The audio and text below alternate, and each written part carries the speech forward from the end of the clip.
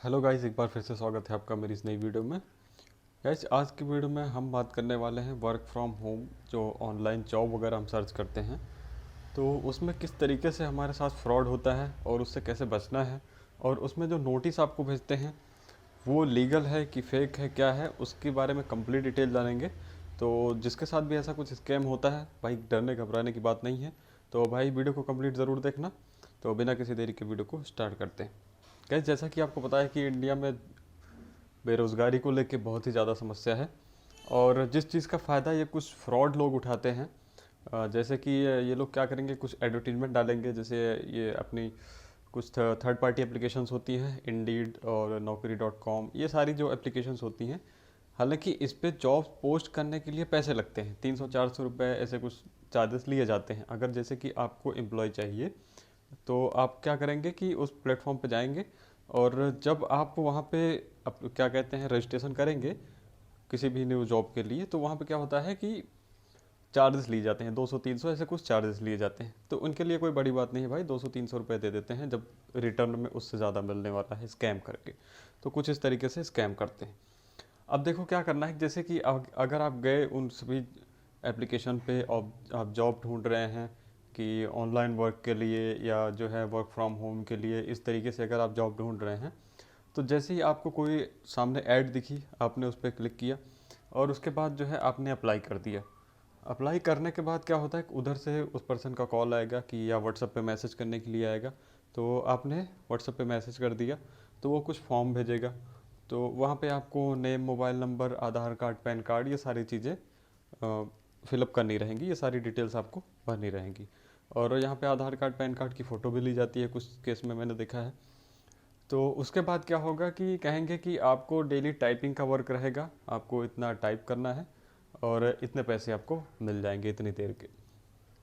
उसके बाद जो है सारा जब रजिस्ट्रेशन कंप्लीट हो जाएगा, कहेंगे कि ये फ्री ऑफ कॉस्ट है, आप जो है आपको एक भी रुपया नहीं देना है स्टार्टिंग में। फिर क्या करेंगे कि जब आप अप्लाई करेंगे वो जो है वर्क भी दे देंगे आपको करने के लिए। आप मोबाइल से भी कर सकते हैं, लैपटॉप पीसी है, लैपटॉप पीसी से भी कर सकते हैं। वर्क दे देंगे। अब उनका वर्क ऐसा रहेगा कि भाई आप 5 मिनट भी नहीं करोगे, तुरंत छोड़ दोगे, क्योंकि आपको लगेगा कि क्या है, इसका क्या मतलब है।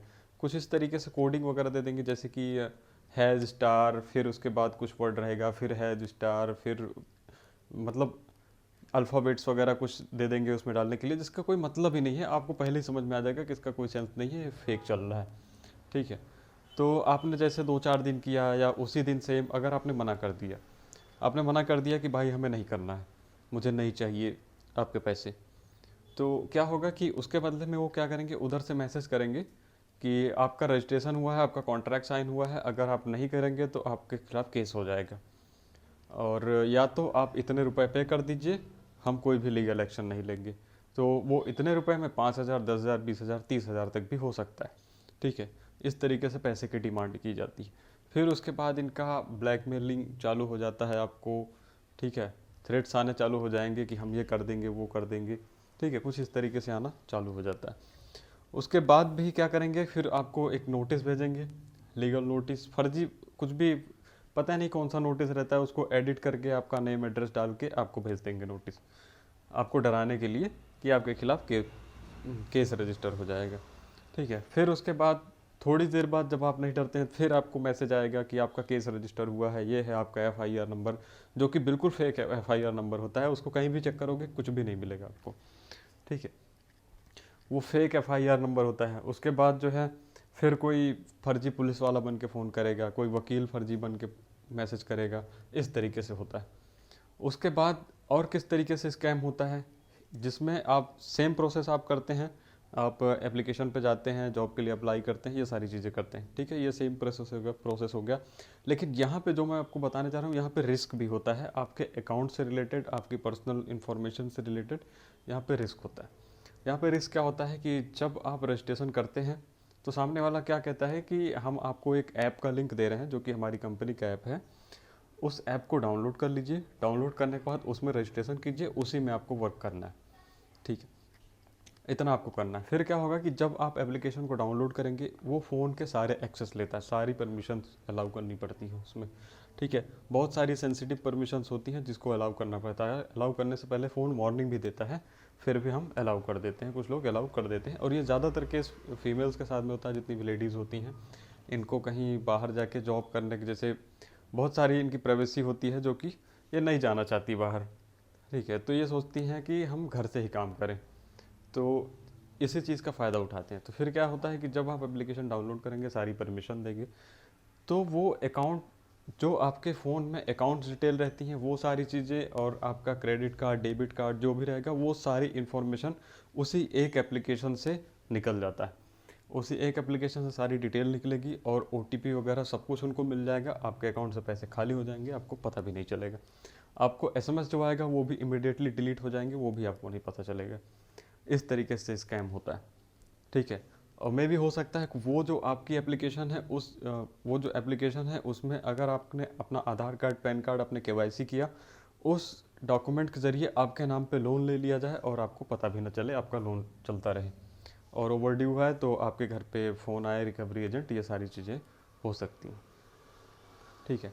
और तीसरा तरीका ये जो लोग अपनाते हैं वो है भाई कि अगर आप जैसे इंस्टाग्राम यूज़ कर रहे हो, इंस्टाग्राम में क्या होता है कि बहुत सारी एड्स आती है बीच बीच में कि apply work from home, Amazon job, Flipkart job, ये सारी चीज़ें, डिलीवरी जॉब, इन सब चीज़ों का। और रहेगा कि मीशो मीशो शो, इस सारी एप्लीकेशन से रिलेटेड जो है जॉब आपको बताएंगी, ये सारी कंपनियों से रिलेटेड। अब वो जब जिसमें आप अप्लाई करोगे, सेम प्रोसेस यहाँ पे भी होगा। अब एक केस मेरे पास आया था जिसमें यहाँ पे बताया गया था कि आपको ऑनलाइन जॉब ही करना है, लेकिन जॉब क्या, एक्चुअली क्या है कि वो रील देख रही थी, एक फीमेल थी, तो वो रील देख रही थी तो गलती से उस ऐड पे क्लिक हो गया था। अब वो कंपनी में काम करती हैं किसी, तो उसमें क्या है कि उनको अपनी डिटेल्स बार बार भरनी पड़ती है, तो इसकी वजह से उन्होंने ऑटो फिल करके रखा था। उसके बाद फ़ोन उन्होंने जेब में रख लिया था, लॉक खुला ही था, तो वो सारी चीज़ें ऑटोमेटिक फिल हो गई और सबमिट हो गई। उसके बाद से इन्होंने कुछ काम भी नहीं किया, उसके बाद से इनको मैसेज आना चालू हो गया कि जो कि मैं आपको नोटिस आपको दिखा देता हूँ, अगर वीडियो अगर मेरे पास होगा तो मैं आपको वीडियो में दिखा देता हूँ किस तरीके से हरास करते हैं।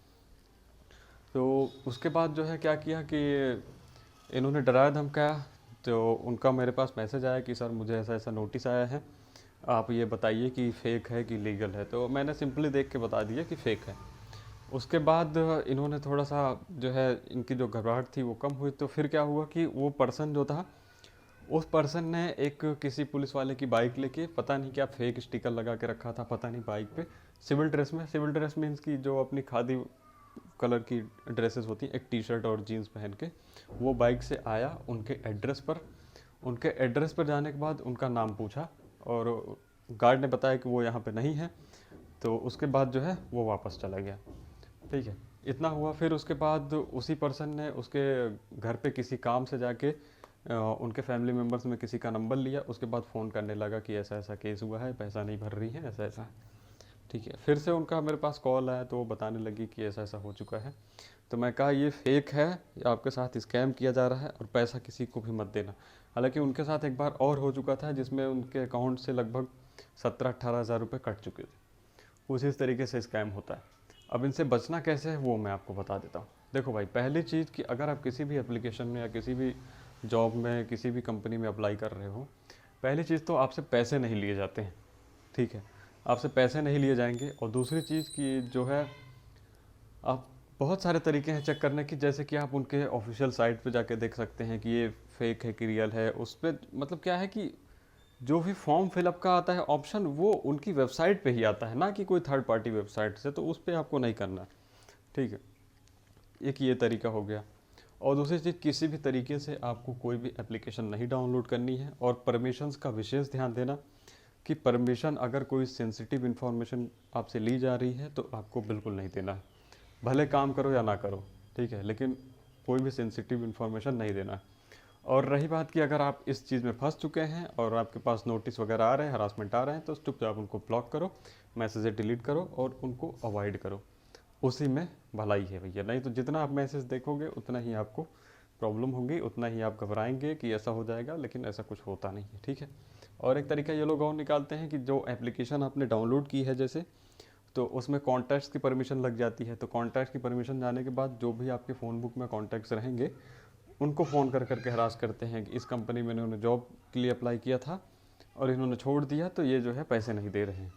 आपके फैमिली मेम्बर्स के, आपके रिश्तेदारों को, रिलेटिव्स को, सबको कॉल करते हैं। तो भाई अगर आपके पास ऐसा कुछ नोटिस वगैरह आता है तो आप मुझे सिंपली मैसेज कर सकते हो। मैं अपना व्हाट्सअप नंबर मेंशन कर दूंगा डिस्क्रिप्शन में, आप मुझे वहाँ से डायरेक्ट मैसेज भी कर सकते हो, कॉल भी कर सकते हो। ओके, बाकी अगर वीडियो हेल्पफुल लगी हो तो वीडियो को लाइक कर देना, चैनल को सब्सक्राइब कर देना। मिलते हैं अगली वीडियो में, तब तक के लिए बाय एंड टेक केयर।